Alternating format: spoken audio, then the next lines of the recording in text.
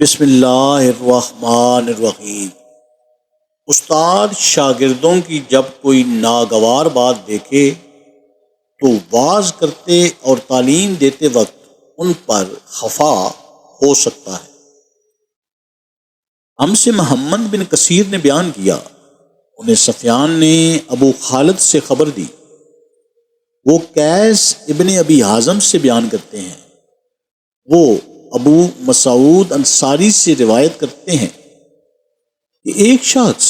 حازم بن ابی کعب نے رسول اللہ صلی اللہ علیہ وآلہ وسلم کی خدمت میں آ کر عرض کیا، یا رسول اللہ صلی اللہ علیہ وآلہ وسلم، فلاں شخص معاذ بن جبل لمبی نماز پڑھاتے ہیں، اس لیے میں جماعت کی نماز میں شریک نہیں ہو سکتا، کیونکہ میں دن بھر اونٹ چرانے کی وجہ سے رات کو تھک کر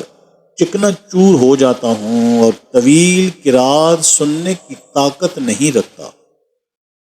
ابو مسعود راوی کہتے ہیں کہ اس دن سے زیادہ میں نے کبھی رسول اللہ صلی اللہ علیہ وآلہ وسلم کو وعظ کے دوران اتنا غضبناک نہیں دیکھا۔ آپ صلی اللہ علیہ وآلہ وسلم نے فرمایا، اے لوگو، تم ایسی شدت اختیار کر کے لوگوں کو دین سے نفرت دلانے لگے ہو، سن لو، جو شخص لوگوں کو نماز پڑھائے تو وہ ہلکی پڑھائے، کیونکہ ان میں بیمار،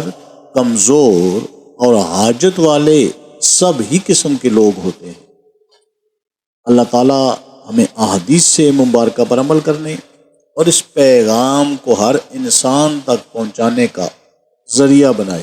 آمین یا رب العالمین۔